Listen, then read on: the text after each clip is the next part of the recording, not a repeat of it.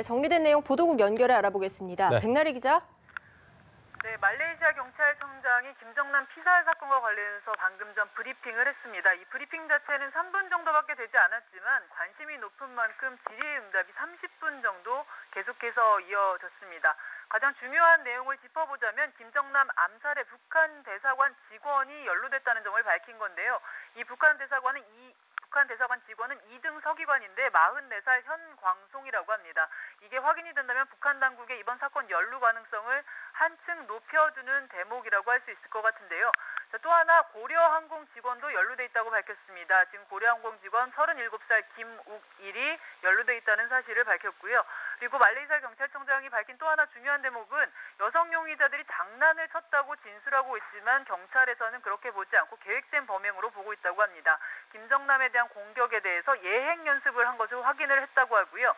이 여성 용의자들이 독성에 대해서 이미 알고 있었고 이 사건이 끝난 후에 범행을 한 이후에 그 독성을 인지한 상태에서 손을 들고 이동해서 손을 씻은 점을 확인했다고 합니다. 지금 어떤 독극물이 화학물질이 사용됐는지는 좀 더 확인이 필요하지만 이 여성 용의자들이 독성에 대한 인지뿐만 아니라 김정남 얼굴에 그 천을 덮는 훈련까지도 받은 부분들을 미리 확인했다고 하니까 사전에 예행 연습이 된 부분들은 경찰 조사에서 이미 확인이 됐다고 볼 수 있겠습니다.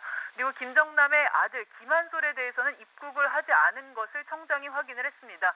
김정남의 아들 한솔이 말레이시아에 오지 않았고 오게 되면 보호하겠다. 관련된 얘기는 지금 모두 루머다. 이런 식으로 입장을 정리를 했고요. 아직 가족이 방문해서 시신 확인을 하지 않은 상태라고 정리를 했습니다. 그 북한 대사, 강철 말레이시아 주재 북한 대사가 엊그제 이번 사건과 관련해서 말레이시아 정부의 조사를 믿을 수가 없다면서 공동수사를 제안을 했는데 말레이시아 경찰청장은 공동수사는 없다고 일축했습니다.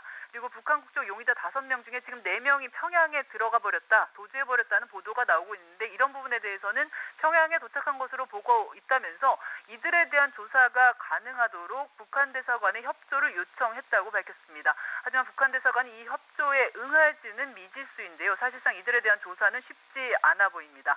말레이시아 경찰청장 또 하나 밝힌 사건이 있었는데 어젯밤 김정남의 시신이 안치된 병원에 침입 사건이 있었다고 합니다. 그 경찰청장은 누구의 소행인지는 알지만 말을 지금 하지는 않겠다면서 추가적인 내용을 확인을 하게 되면 공개하겠다고 했는데요. 김정남 시신이 안치된 병원에 침입 사건이 있었다는 점에서 어떤 쪽의 소행인지 왜 어떤 범행 동기를 가지고 침입이 있었던 것인지 주목되고 있습니다. 오늘 부검 결과에 대한 언급이 있을지 주목이 됐지만 실제로 부검 결과에 대한 자세한 언급은 없었고 지금 사용된 화학물질이 어떤 것인지에 대한 조사가 추가로 이루어지고 있다. 이 정도의 언급만 있었습니다. 지금까지 보도국에서 전해드렸습니다.